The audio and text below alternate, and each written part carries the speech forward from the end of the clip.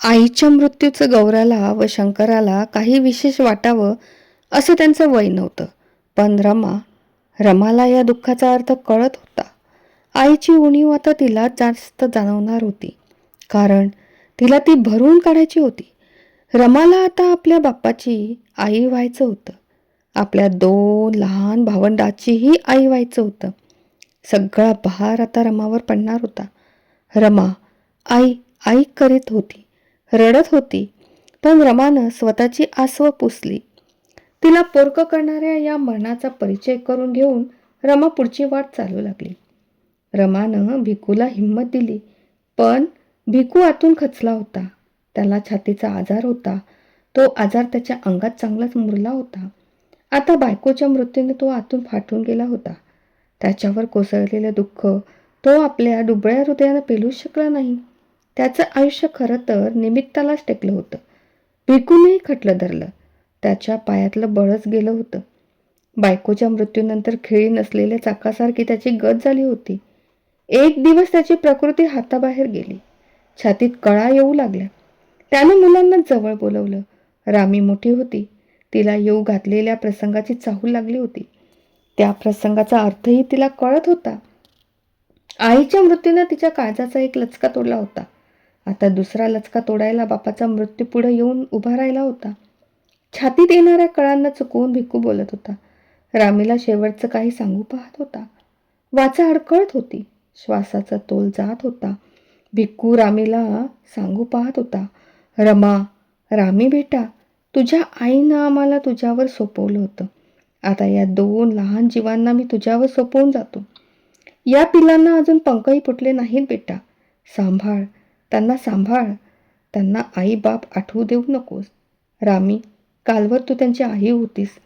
आता तूच त्यांचा बापही व्हायचं. रमा, तुझ्या या लहान लहान पंखावर मी या 2 अजान आयुष्याची ओझी ठेवून जातो आहे. वाईट वाटतं रामी, पण इलाज नाही. आता इलाज नाही. सांभाळ रामी बेटा, सांभाळ. भिकूनं पोरीचं हात हाती घेतलं होतं. गौरा आणि शंकर व्याकुळ हंबाडा फोडीत होते. भिकूनं आपल्या या कच्च्यांकडे पाहिलं आणि डोळे मिटले. यावेळी रामीला रडू आलंच नाही. सगळे हळहळत होते, सगळे रडत होते. रामीचं रडणं मात्र हरपलं होतं. तिच्या डोळ्यांना आसवांचे झरे लागत नव्हते. तिच्या कंठात शब्द जन्मत नव्हता. रामी सुन्न झाली होती. 2 मरणांनी तिच्या खेळण्याच्या वयात तिला पोरकं केलं. या मरणाने तिला अंतर्मुख केलं. रामी आता प्रौढ झाली होती. लहान वयात प्रौढ झाली. आई बापा विना पोरकी रामू एवढंच म्हणाली. लहानपणी कोणाचेही आई बाबा मरू नयेत. आणि तिनं आपलं तोंड आपल्या दोन्ही हाताच्या तळव्यांनी झाकून घेतलं. रमाच्या स्वभावात पोरपण तसं नव्हतंच, पण असलंच कुठं चोरून तर तेही निघून गेलं. ती शांत होतीच, पण आता ती अधिकच शांत झाली. ती संयमी होतीच, आता ती अधिकच संयमी झाली. चांचल्यांची उरली सुरली प्रभाही तिच्या मनातून लोप पावली. आईवडिलांच्या मृत्यूनं तिचं जगणं मारून टाकलं होतं. तिला नवं जीवन दिलं, नवी समज दिली.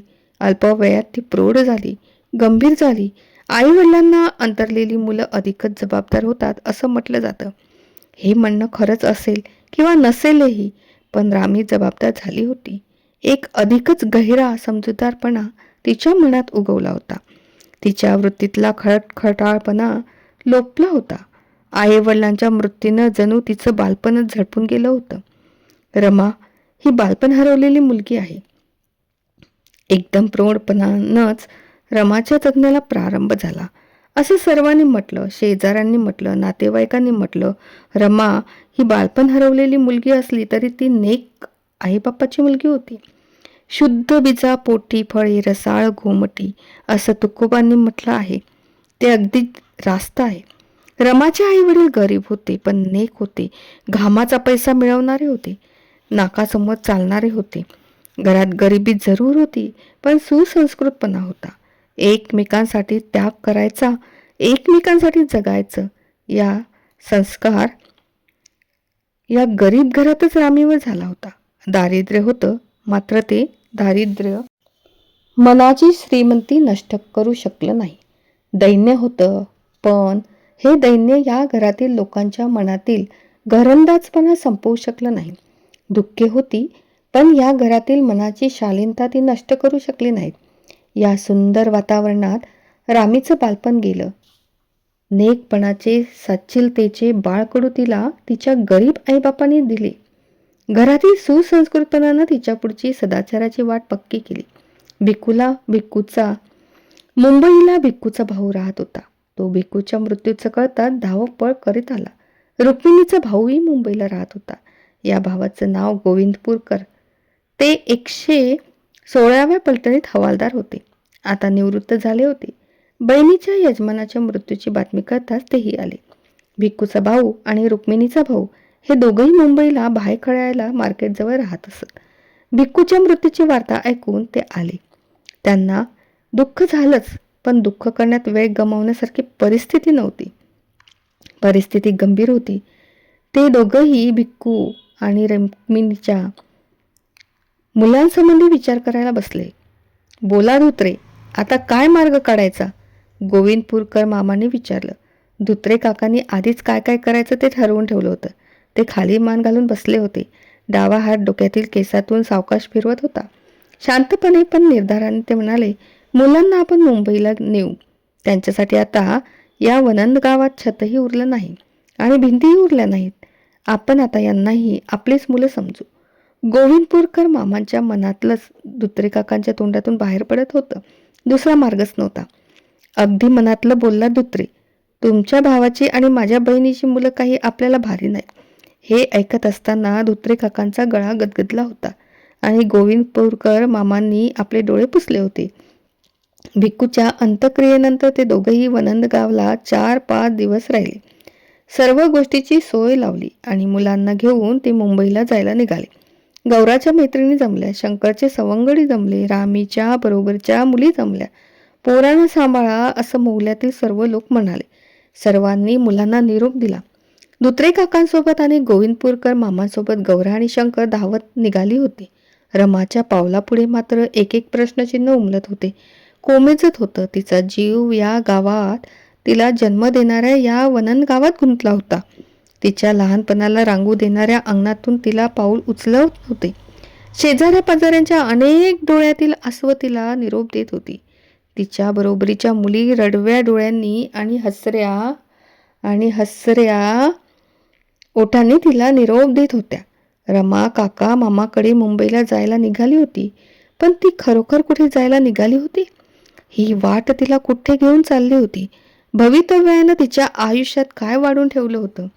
ती सुखी होणार होती की दुःखी होणार होती? ती प्रश्नांपुढे हरणार होती की जिंकणार होती? तिच्या पावलांपुढे अंधार अधिक गडद होणार होता की तो पार मरून जाणार होता? तिच्या आयुष्यात काही जगावेगळं घडणार होतं काय? रमाला मुंबईला कोण बोलवित होतं? तिच्या आयुष्यात काही घडणार होतं काय? काय घडणार होतं?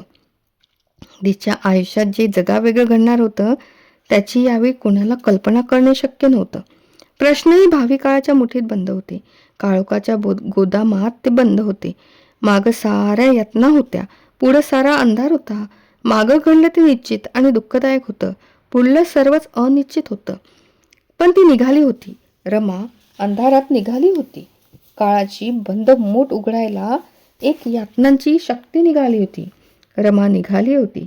तिची पावलं तिला घेऊन चालली होती. कुठं घेऊन चालली होती? कुठं, कोणत्या शिखराकडे घेऊन चालली होती?